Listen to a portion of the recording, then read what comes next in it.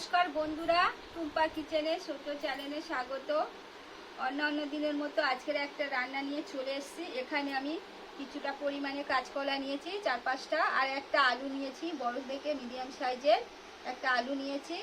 এখানে আমি আগে থাকতে কাঁচকলা আর আলু সিদ্ধ করে নিয়েছি। এই কলা আর কাঁচকলা দিয়ে আলু দিয়ে আমি একটা রেসিপি করে তোমাদের দেখাবো। তোমরা প্রথম থেকে শেষ পর্যন্ত আমার ভিডিওটা প্লিজ দেখতে থাকুন। এখানে একটা মিক্সিং বোল নিলাম। আলুগুলো আমি এমনি সিদ্ধ করেছি বলে খোলাগুলো ছাড়িয়ে গেছে।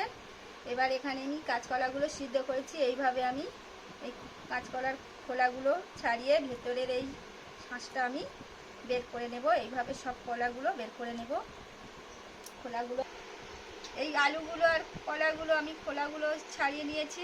দেখুন বন্ধুরা, এইভাবে ভিতরের শাঁসটা নিয়েছি। এবার এইভাবে হাত দিয়ে আমি একটু ম্যাশ করে নেব।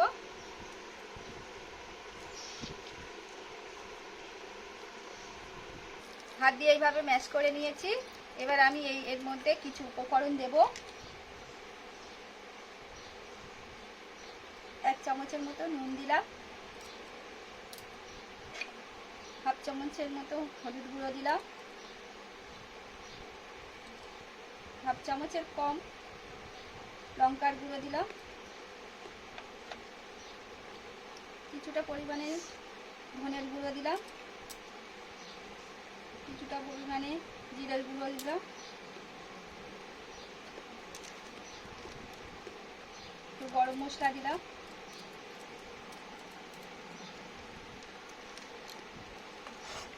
এখানে আমি পেঁয়াজ কুচে রেখেছিলাম, পেঁয়াজ কুচাটাও দিয়ে দিলাম। কাঁচা লঙ্কা কুচে রেখেছিলাম, সেটাও দিলাম অল্প করে। ঝালটা আপনাদের পরিমাণ মতো দেবে। ঝাল নুনটা দিয়ে একটু হাত দিয়ে আবার একটু ম্যাশ করে নিলাম।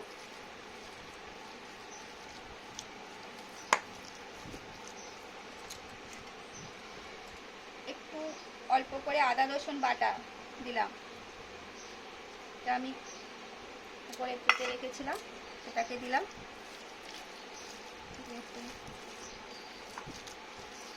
করে কাশ্মীর গুঁড়ো লঙ্কা দিলাম।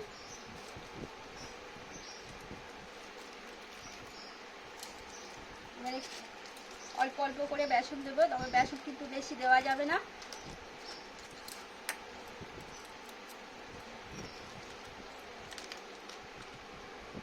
নিয়ে বড় চামচে 2 চামচের মতো বেসন দিলাম। পরে লাগলে আবার দেব। দেখে দেখি একটু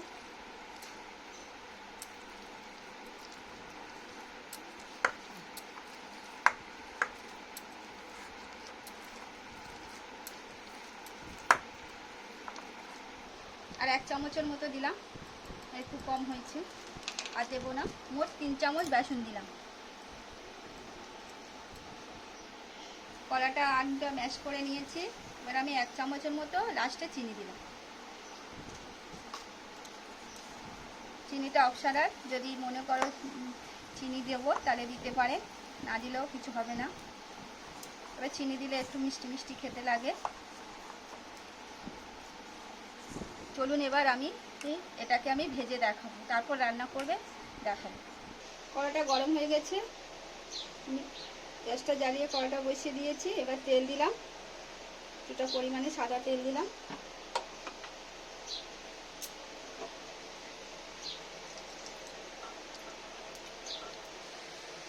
তেলটা গরম হয়ে গেছে।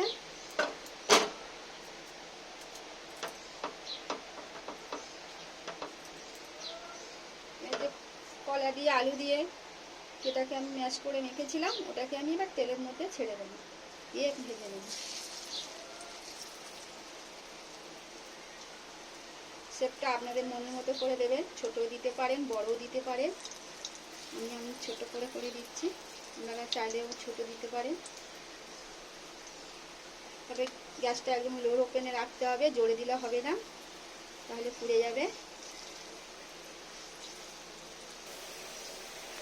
দেখুন বন্ধুরা, আমার এটা ভাজা হয়ে গেছে, দেখতে পাচ্ছেন।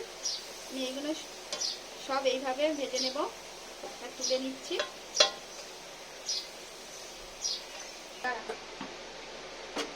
আমার এই ভাজা হয়ে গেছে। দেখুন বন্ধুরা, এবার আমি ঝাল করে দেখাবো, তোমরাও দেখতে থাকো। কড়াইতে তেল দিলাম,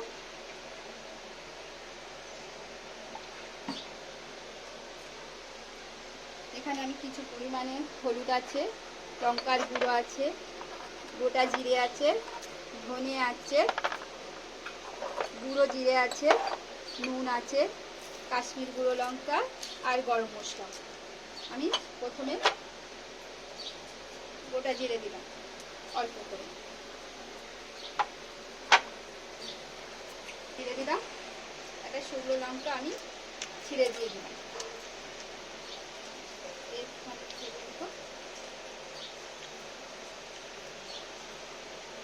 দিয়ে জিরেও শুকনো লঙ্কা ফোড়ন দিলাম।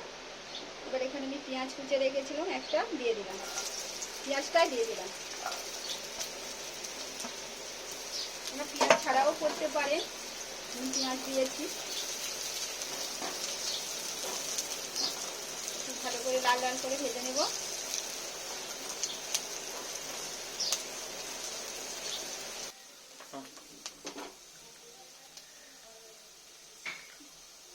এক চামচের মতো নুন দিলাম, হাফ চামচ হলুদ গুঁড়ো দিলাম, এক চামচের মতো গুঁড়ো লঙ্কা দিলাম, অল্পটা জিরের গুঁড়ো দিলাম, ধনের গুঁড়ো দিলাম, কাশ্মীর গুঁড়ো লঙ্কা দিলাম।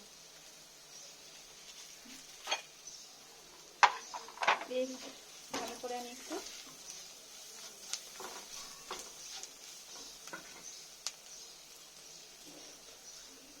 এখানে আমি একটু আদা রসুন বেটে রেখেছিলাম, অল্প করে দিলাম।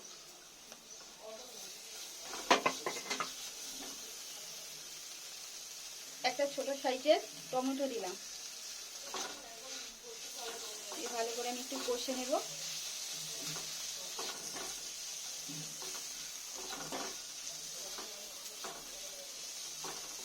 আদা রসুন দিয়ে একটু ভেজে নিলাম যাতে কাঁচা গন্ধটা না থাকে। এখানে আমি একটু আধুনি বেটে রেখেছিলাম, আধুনিটা দিয়ে দিলাম। কলারের তরকারিতে একটু আধুনি দিলে খেতে ভালো লাগে, তাই অল্প করে আমি আধুনি বেটে দিলাম। একটু ভালো করে কষে আমি একটু সামান্য জল দিলাম।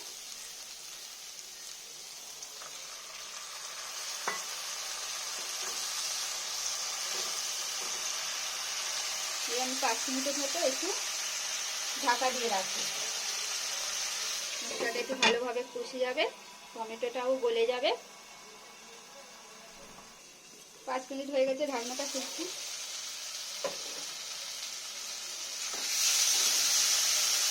টমেটোটা গলে গেছে, মশলাটা আমার ভালোভাবে কষাও হয়ে গেছে।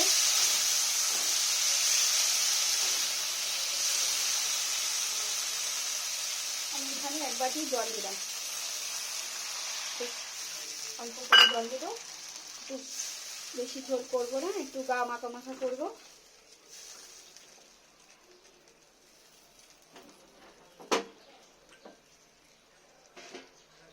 একটু সামান্য দিলাম, দিয়ে এবার আমি এটাকে আরো 10 মিনিটের মতো চাপা দিলাম। ঝোলটা ফুটে গেছে, 10 মিনিটের মতো হয়ে গেছে, ঢাকনাটা খুলছি। এবার যেগুলো আমি ভেজে রেখেছিলাম ওগুলো আমি দিয়ে দিচ্ছি একটা একটা করে। আমি দিয়ে দিলাম, আর আমি ঢাকা দেব না। আমি 1 চামচের মতো চিনি দিলাম।